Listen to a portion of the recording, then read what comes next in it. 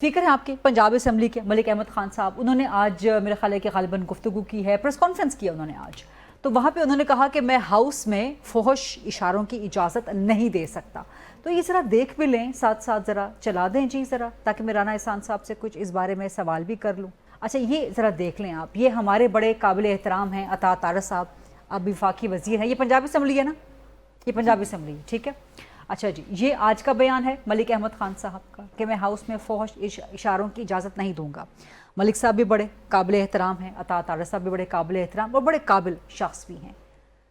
अच्छा देखें, इसका बड़ा बेसिक सा जवाब है। जवाब क्या सिर्फ क्या ये मयार सिर्फ पीटीआई के लिए है? नहीं, देखें सबसे पहले तो अता तारड़ साहब ने जब ये हुआ था तो उस वक्त तो इनकी रुकनियत मुअत्तल, एक तो अता तारड़ साहब किसी की भी नहीं थे। अता तारड़ साहब मेंबर पार्लियामेंट नहीं थे उस वक्त, वो प्रोविंशियल असेंबली के मेंबर नहीं थे। हाँ, और लेकिन पीएमएलएन के किसी की भी मेंबर नहीं हुई थी ना मौत। नहीं, देखें ये इस्तेहकाक है स्पीकर का।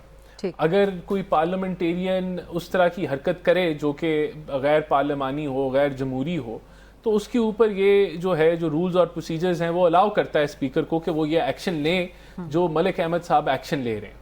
अब देखिए, उसमें मेरा ओपिनियन हो सकता है कि ये बड़ा हार्श एक्शन है और उनको सस्पेंड कर देते हैं। मैं वही, if you let me allow me, कि वो 3 महीने के लिए सस्पेंड कर दें, ये मेरा ओपिनियन हो सकता है। इनका ओपिनियन हो सकता है कि आप उनको छोटी सजा दे देते हैं, बड़ी दे देते हैं, ताकि आइंदा इस तरह, मकसद क्या है कि पार्लियामानी रिवायत जो है वो बरकरार रहे और कोई गैर पार्लियामानी हरकत ना हो।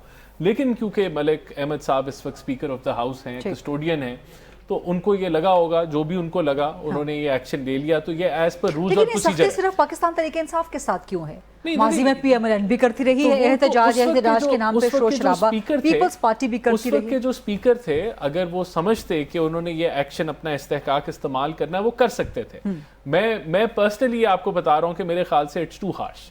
इट शुड हैव बीन के उनको सस्पेंड कर देते, 3 माह के लिए सस्पेंड कर देते या कुछ कर देते। लेकिन क्या स्पीकर गलत कर रहे हैं?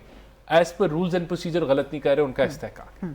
लेकिन क्या सियासी एतबार से जो सियासी माहौल है उसमें स्पीकर गलत कर रहे हैं, बहुत ज्यादा सख्ती बरत रहे हैं वो इस चीज? देखिए, अब वो कस्टोडियन ऑफ द हाउस है, ये डिसीजन उनका है।